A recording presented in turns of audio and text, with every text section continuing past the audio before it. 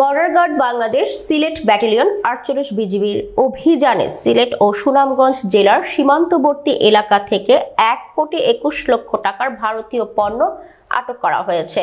বুধবার ৫ই ফেব্রুয়ারি ৪৮ বিজিবির এক প্রেস বিজ্ঞপ্তিতে পৃথক পৃথক অভিযানের বিষয়টি নিশ্চিত করা হয়েছে। বিজ্ঞপ্তিতে বলা হয়, পৃথক অভিযানে বিপুল পরিমাণ ভারত থেকে চোরাই পথে আনা শাড়ি, চিনি, body spray, white stone, perfume, কমলা, সুপারি, ফুচকা, মহিষ, বিড়ি, মদ আটক করা হয়। এই সময় বাংলাদেশ থেকে ভারত পাচারকালে বিপুল পরিমাণ শিং মাছ, রসুন এবং চোরাচালানি মালামাল পরিবহনে ব্যবহৃত একটি মোটরসাইকেল আটক করে বিজিবি।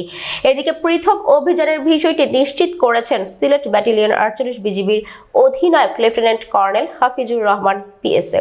তিনি বলেন, আটককৃত চোরাচালানি মালামাল সমূহের বিধি মোতাবেক প্রয়োজনীয় ব্যবস্থা গ্রহণ করা হবে।